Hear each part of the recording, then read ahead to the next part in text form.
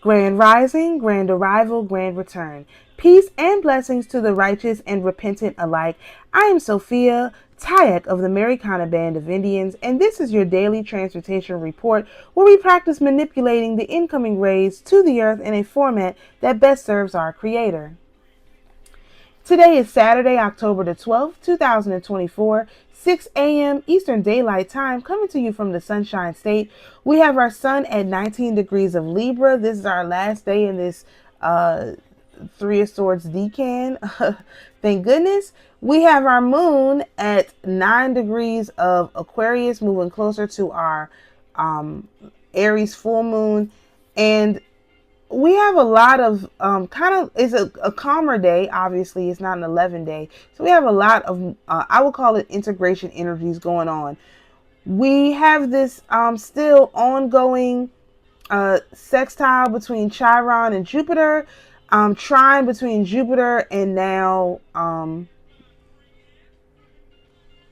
Juno. Jupiter and Juno is a trine. And then we have an opposition between Juno and Chiron, so that's an ongoing energy we've been dealing with. We now have this huge square energy between Mars at 20 degrees of Cancer with Chiron at 21 degrees of Aries, and is also in square to, is that the sun? Yeah, the sun at 19 degrees of Libra. So this is a new energy. We'll see how this plays out over the day. We also have Saturn in conjunct or side eye to Vulcan.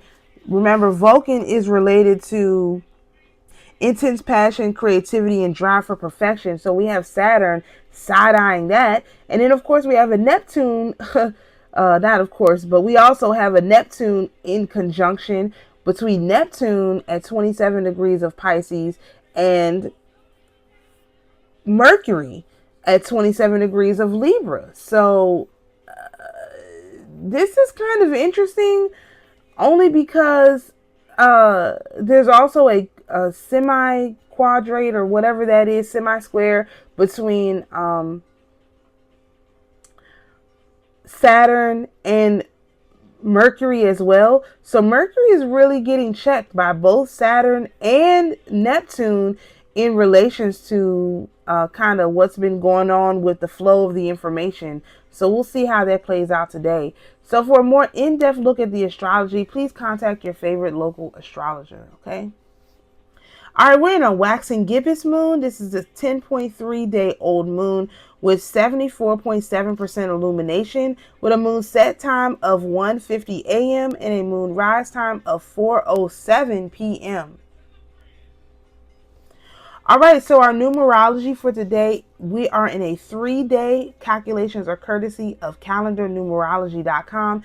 And 3 is childlike, curiosity, creativity, and communication. Makes sense that we have a lot of energy or focus on Mercury. Mercury is the communication god. So Neptune and Saturn are both checking him.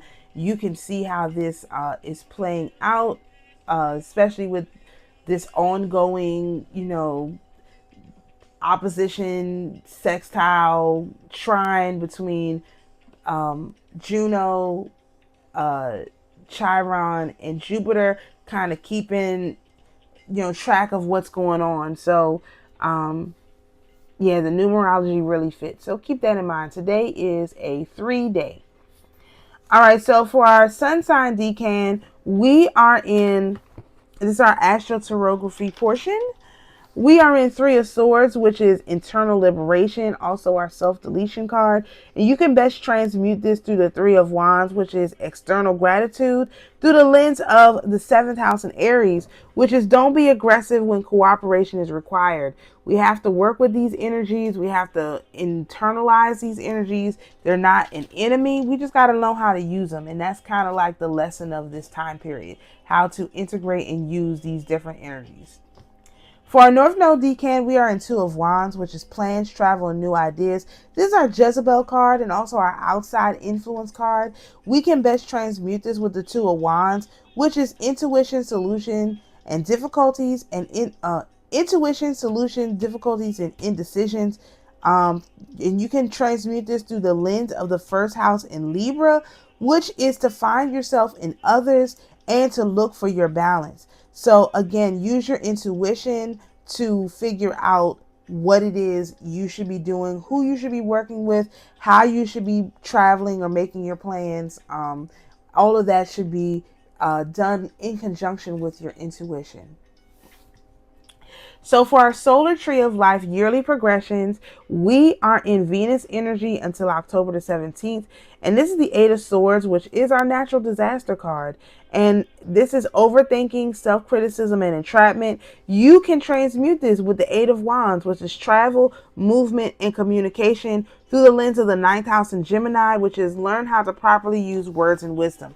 Again, know when to hold them, know when to fold them. I feel like a broken record, but it just happens to be true. You have to figure out when to do what and stick with it. Don't doubt yourself. Not at this time. We're in this energy until October the 17th. It's not the time to, you got to stick with it. Okay.